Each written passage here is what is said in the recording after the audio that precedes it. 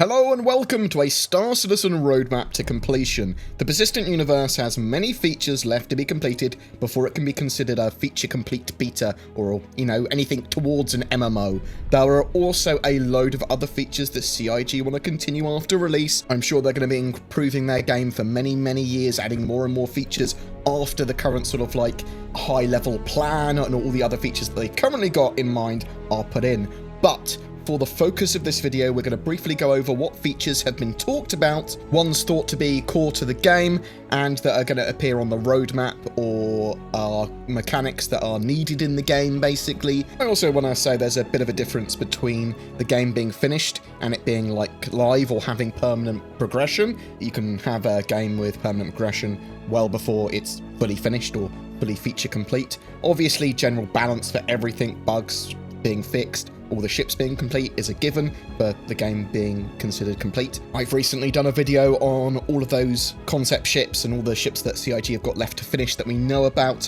I will chuck that video link down below so you can have a look at that if you're interested. We do have some indication of what CIG has in mind for this year, 2020 potentially, rescheduling permitting, though I am going to expand on these features as well beyond their first implementations, and a lot of what we're going to talk about is going to have a lot of more gameplay associated with it beyond just sort of the basic mechanics of each of the individual features or gameplay loops. And basically, whatever the case, CIG need to get all of this stuff in-game at some point, and it might not necessarily be in 2020, or obviously not with all of it, because there's a huge amount to do. So we've got deeper outlaw gameplay, expanding the lore system, adding prisons. Prisons have a huge set of gameplay as well, having to pay off merits to get out of jail.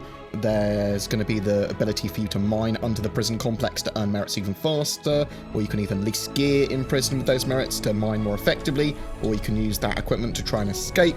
There are plans for the removal of armistice zones and fully automating defenses and security for stations and landing zones where appropriate. There's going to be a large amount of bounty hunter gameplay a little bit later. This will involve capturing NPCs, taking them down with less than lethal weapons, tracking signatures of ships, sharing data on characters, tracking players, that sort of stuff. The expansion of new star systems is needed, with jump points connecting those systems as well. 2020 will see at least the Pyro system, but CIG have plans for around 100 systems. The lore team there actually has said that it's closer to 120. They've got 120 on paper. That's going to clearly take many years to be fully in-game, but only a few handfuls would be required for a launch or a live release. AI updates to allow for NPCs to work appropriately, including them to be able to be called in as reinforcements in missions, fly in atmosphere, get in and leave ships and vehicles, fly in formations. There's an NPC scheduler they want to get in. They said they want to have ships and vehicles spawning in ships and ready to use for 2020 as well. After this, they want to get ship to ship and ship to station docking in game, which allows for things like the parasite craft, like the P-52, to dock and undock with the Constellation, as well as larger ships to be able to dock with stations and be able to rearm, refuel, and repair and do their trade without landing planetside. And you don't want to land planetside with a Javelin. 2020 will also see lots more points of interest. Space stations for cargo, automated stations, abandoned stations, asteroid fields. They want dynamic encounters and missions. This all eventually builds into the dynamic economy and dynamic mission system that bases all missions and economic inputs based on what's going on in the game and simulating their effects and where pirates will be attacking and that sort of stuff. The economy will also need personal economy systems and accounting apps, so a robust contract system, wallet-to-wallet transactions, auction houses, or at least some way that players can buy and sell all of the goods and ships in-game and be able to trade and sell to each other. Also, they want to have a shop system as well, so you can actually have physical locations for shops in ships like the Kraken Privateer or the Bounty Merchantman. Missions can have multiple parts as well, so they want to have this dynamic mission system, secondary objectives for missions, lots of parts of missions. They're going to have a larger amount of variants as well as events that will happen while you're traveling in Quantum, so you'll stumble across various points of interest or pirates attacking things, that sort of stuff. There's environmental effects that they want to sort of improve on, and lots of other set pieces and gameplay associated with this. So there's nebula, there's dynamic weather, there's some environmental hazards, there's gas giants, with the Stanton system getting completed with Crusader. The player status system is going to have light survival mechanics that will deal with temperature, thirst, hunger, and more, and you'll need to eat and drink. There is also the new sign distance field shield tech that CIG already has planned that will have the shields looking a lot better and acting more appropriately. There are major engine optimizations that Star Citizen requires: a physics Q refactor, Vulkan integration, renderer improvements, expanded graphics options, scaling to CPU cores, and new hardware support. You should see Star Citizen able to run on a huge range of hardware at both very low end and extremely high end 4K, super beautiful graphics. Moreover, netcode and server optimizations are needed. They need to remove jankiness and delay and poor hit reg, as well as getting better animations and sliding in for characters, swimming, things like that, better vaulting, more animations in general, further to netcode, and certainly beyond 2020 as well. Server meshing's needed, so to start with, we'll have static server meshing, probably at the start of 2021, and that will basically have set areas of space or planets, each run by a server.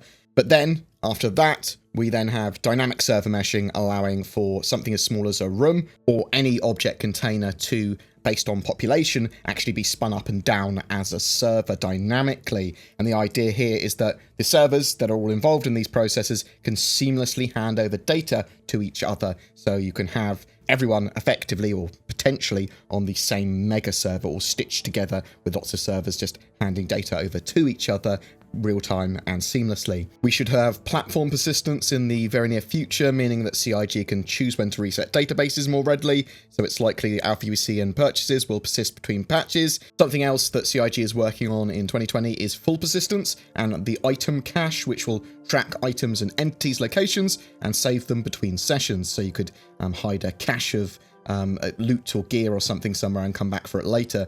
Beyond this, there's a lot of other features needed, some of which will at least be started in 2020, and others much later, obviously, but I'll summarize them all briefly here.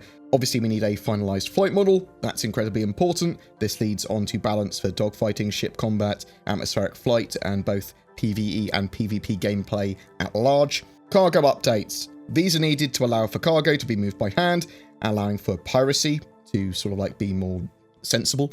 But also larger cargo containers are needed in-game to reduce stress on servers. They need to have different types of container based on what's being stored in them, and there's even going to be volatile cargoes and stuff like that. Some cargo might be able to be spoiled.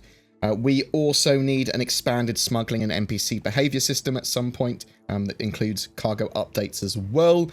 Ships will be getting physical components, which will be individually destroyable, and you can remove them and replace them as well. This will replace artificial ship health as well, so ships won't just have a health pool that once it gets to zero, it explodes. Ships will instead be disabled or crippled based on their components being individually destroyed or not functioning anymore, allowing for proper boarding gameplay as well, because you disable a ship and then you can board it.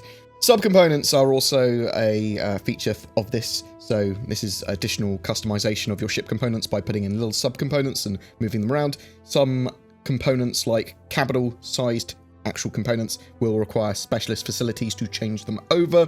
There is a physical damage system that will have projectiles being stopped by armor, piercing through hulls and hitting what they actually hit. Various types of damage will also be part of this, affecting shields, systems, the hull, anything else it hits appropriately. There is also a physical inventory and storage system planned. This will have players storing their gear in ships, lockers, habs, or on themselves, but you're going to have a very limited carrying capacity, and you'll have pockets and you'll have attachment points on your armor and that sort of stuff, but you can't carry around all of your gear on you simultaneously, and you won't have access to ships that aren't in those physical locations. There is a huge amount of roles and jobs in-game that need to be implemented and fleshed out that have associated missions as well. Salvage, so the stripping of hulls, weapons, and taking materials off ships and then selling that elsewhere. Medical gameplay, treatment for various injuries and conditions, dragging downed characters, stabilizing wounds, jabbing other characters with medical items, that sort of stuff. Exploration, so with more points of interest and deeper scanning mechanics, location saving and sharing, 3D maps and better navigation. You'll be able to do a lot more exploration type stuff. There's obviously going to be missions associated with all these gameplay loops, allowing you to do a bit more than obviously I'm going to mention here. And there's obviously going to be a lot more flesh to these mechanics as well, beyond what we expect here at the moment. But there's this will allow for exploration, surveying of land and asteroid fields, detecting new jump points and anomalies, finding locations for bases, that sort of stuff. There's a lot of fuel mechanics for sort of harvesting gas, harvesting fuel, quantum fuel harvesting. A deeper black market is probably needed for selling stolen ships and goods at scrapyards, things like that. Data running mechanics to allow for data to be carried as cargo. Science might allow that data to be made from refining plants, chemicals, and scanning data. And science covers a huge range of gameplay and touches on a lot of others, potentially even manufacturing of certain things or like space drugs or whatever. Farming allows for players to obtain various flora and then grow that in biomes on ships like the Endeavour, or on the ground of some planets. They've talked about being able to change the topsoil of certain areas of planets potentially. Refining will allow minables to be processed into other materials at specific ships or stations. Overclocking, or I suppose tweaking in this instance, will allow items to be permanently improved or enhanced. And obviously there's associated gameplay with that, and or mini-games associated with that, and all of the other sort of like gameplay loops that we're talking about. E-warfare, allowing for ships to potentially spoof signals, jam locks and targeting, and generally interfere with the operations of other ships. There are land claims for placing in UEE territory, giving you land rights there and the protection of the security forces there. Gives you like a huge area of land, and you can build your bases there, exploit the mineral wealth of that location. You can build outposts using the Pioneer. There's various different types of outposts you'll be able to build, and you'll even be able to build defenses. You won't need land claims in non-UEE space, though alien systems might have their own rules and rights. The mechanics for refueling, rearming and repair between ships are needed as well as drone gameplay. So that's going to be a mixture of sort of remote piloting drones, but also having AI being able to do basic tasks with them as well. Mine laying and mine sweeping gameplay, that's focused mainly on the Nautilus, but there's probably going to be ways you can use those mines and those defenses and maybe deploy them in other means, buy them for other locations. I suspect that there'll be similar types of turret or mine placement on the ground eventually as well, not with the Nautilus, but something similar. Deeper in-game customization of ships is needed, allowing for the changes to sort of paint jobs, decals, flair, naming your ships, the placement of extras inside your ships like food makers and big minis machines and stuff like that. Deeper interaction systems for the various items in games. These might be part of missions. These might be for use for puzzles, moving little batteries around to get elevators working. They might be for recreation or other in-game reasons, but a deeper interaction system is needed. There's going to be more components that we can change, and it will give different effects to our ships, like computers, thrusters, consumables. Animated dynamic physics grids, allowing for ships like the Hull series to expand and contract. We need expanded modularity, so the ability to change major rooms in ships with other rooms that give different functionality. So having one of the cargo pods in the Caterpillar change up so that it can service and repair FPS weapons and armor and that sort of stuff, or a full berth for more crew. Something like that. Maybe even a way of interdicting other ships, so it's got like a quantum enforcement device on there. We also need an in-depth insurance system that will help stimulate the economy and provide player security. This goes hand in hand with the need for ships and items to be manufactured in-game, and reasons that materials need to be generated by players and the NPCs to sort of like replace those destroyed items. Death of a spaceman is an important part of risk and reward in Star Citizen as well. Your character can permanently die in game, though you will have a few lives before you are dead. You'll start to accrue obvious damage and battle scars for your character as well. Items and ships will pass on to your next character, but you might lose reputation or something like that. And there may be ways of extending your life or getting insurance for your character or something like that as well. We'll have to wait and see. There is going to be gravity generators on some ships and stations, which can be turned on and off. They are adding gravity boots, which are basically just thrusters on your EVA pack that push you down to simulate gravity. There's going to be push and pull mechanics, so you can be propelled in EVA or zero gravity without the need of sort of like an EVA suit. There is also a load of gadgets and ammo types planned, deployable shields, holograms, different grenade types. We are going to have planets and moons orbiting. There are appropriate astral bodies at some point. There are other planet and biome types, cities and architectures that are going to be needed to be created. Physicalized hubs and hangars that will at least be rentable by players and provide storage for cargo, ships and more are a plan. One of the major pillars for the game that needs to be completed as well is organization and group features, deeper multi-crew functionality, things to do on ship, better MFDs, more roles on a ship, mini-games associated with that, command and control gameplay, allowing to control and communicate with a fleet, a permission system, allowing for players and NPCs to access certain systems, doors, areas, MFDs, stations, and turrets on a ship or base, as well as a way to share ships or have group hangars, and a way to tell other players with waypoints or whatever what you want them to do. Where do I want you to pilot me to? That sort of stuff doesn't all have to be done on comms. There are plans for a deep reputation system and guilds, so NPC orgs with benefits, AI modules and NPC crew allowing for stations on ships to be functional without a player being there, though there will be restrictions on that. How many NPCs can you have? Where can you put AI modules? NPC buddies will be part of missions eventually at some point. NPCs transporting players and other NPCs around the verse is going to be a thing. There's going to be 24-hour schedules for NPCs. Animals are going to be on planets. Some of them are dangerous, the animals and the planets. Pets are supposed to be in game as well, which was the second to last $64 million stretch goal. There's intelligent humanoid aliens that we need to see in game. The Xi'an, the Banu, the Vandal, the Devaran, maybe even the Kerfak at some point, and associated languages, planets, and architecture, which is alien with them.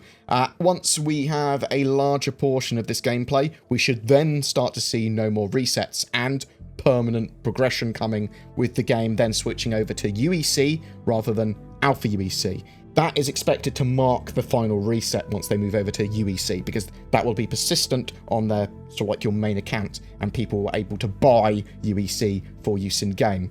But, as I said, expected to mark the final reset, not confirmed. Before that, though, we should get to a stage in the not-too-distant future where CIG are not resetting Alpha UEC and asset progression very often. But resets will still occur when necessary before it in that sort of like final we are live reset. But that was a rough rundown of the remaining features for the game that need to be completed to consider it a feature complete beta or thereabouts. There may well be some other sneaky little features which CIG will sneak in, or supporting gameplay that CIG puts in, but I would expect it to all fall under one of those categories or job roles in some way. The expansion and more varied gameplay is not necessarily feature creep. If they add a whole new mechanic that hasn't even been considered yet, then potentially you could call it feature creep. But a lot of these mechanics as well will be like a stepped implementation and minor features coming online from patch to patch, which will eventually amalgamate into something that you would consider a full-blown gameplay loop for exploration, for science, for farming, all that sort of jazz. Anyway, what do you think? What gameplay and features do you think we will see in 2020? When do you think Star Citizen will be considered a beta? For something that's feature full, I would actually think maybe 2024 is realistic for the persistent universe. I do actually think we'll see permanent progression well before that. But have I missed any features? If so, what? Whatever your thoughts, I'd love to hear from you in the comments below. Every month we have a ship giveaway for January 2020. It's for an Anvil Arrow and Star Citizen game package. Just comment on any of my videos made this month to be in for a chance. More details in the description below. Oh, it's time to shill. If you're looking for a VPN, then consider NordVPN. They have many advantages over free VPNs, but are incredibly cheap, and I use them and can recommend. There's Shadow as well, which is an alternative to owning your own gaming PC. They give you a sort of Windows 10 environment focused on gaming, and it leverages the power of your internet and their cloud so that you can stream it to any device or other PC or laptop or phone or whatever. And you can now order systems with varying scales of hardware for up to 4K gaming, and as always, it works fantastically well with Star Citizen. It's an extremely affordable way to get access to a high-spec PC. Links below to Shadow and Nord, and make sure you use the code BoredGamer to get a discount. Thank you very much for watching, and if you want to support my channel further, consider becoming a Patreon or YouTube member via the join button, or sharing my videos, or liking and subscribing. Take care, and I'll see you in the verse.